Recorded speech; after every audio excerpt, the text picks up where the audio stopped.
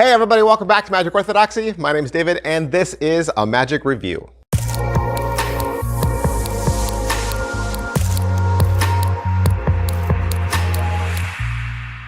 Hey everybody, welcome back to the channel. Thanks for being here.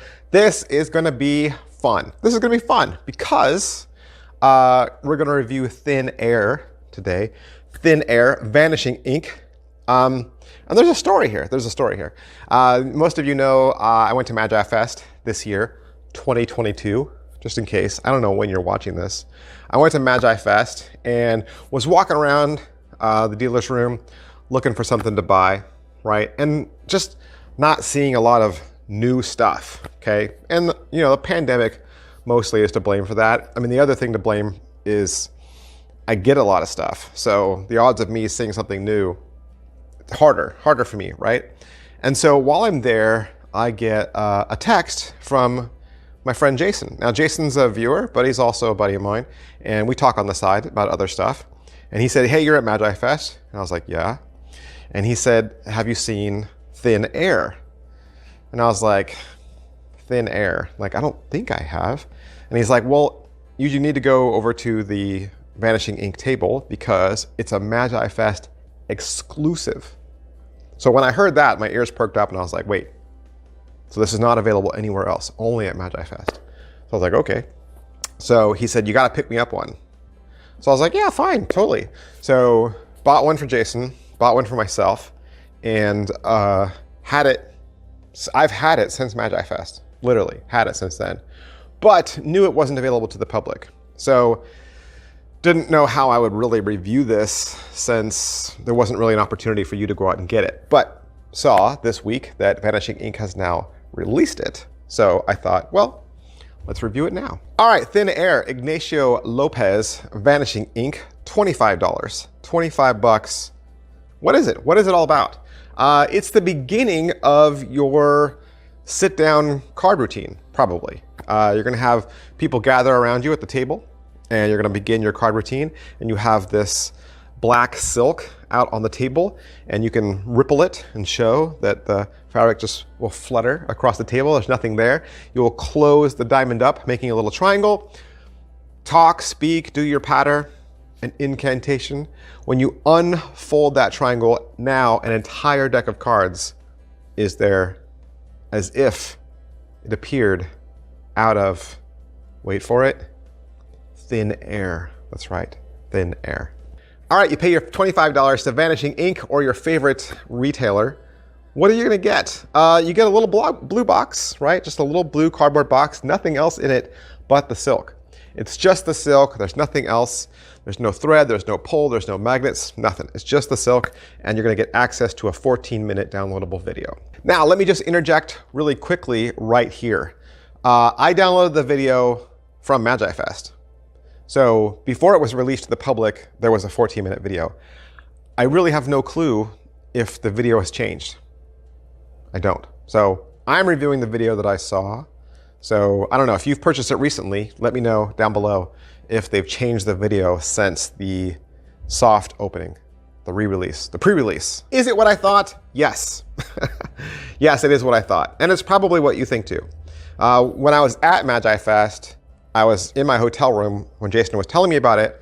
I looked it up on, I think it was on Instagram. I looked it up on Instagram, and in my head I thought, well, I think it looks like it's just this.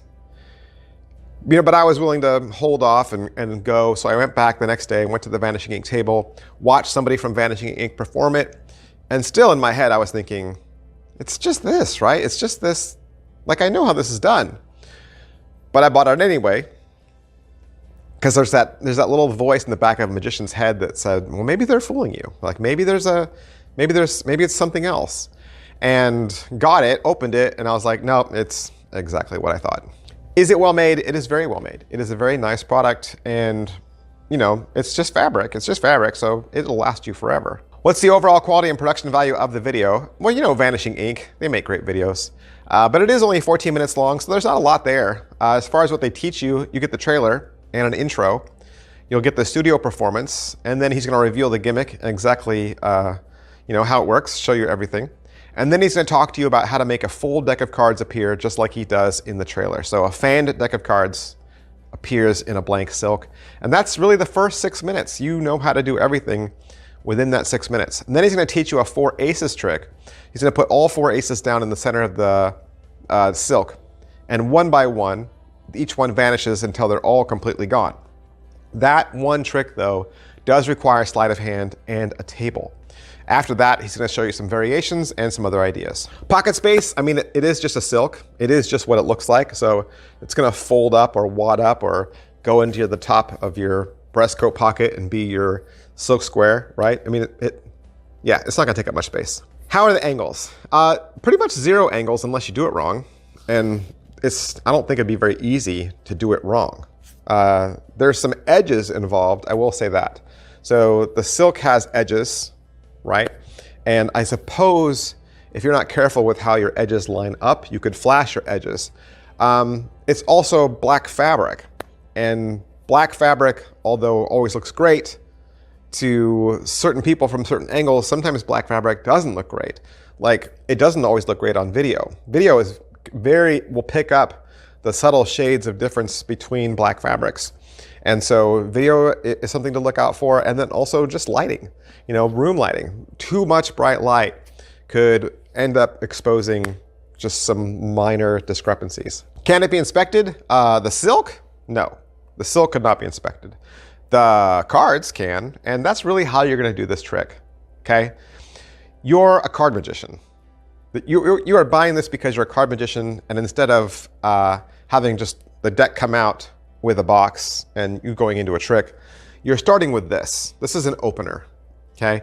And let me just add, and let's just go into setup and reset.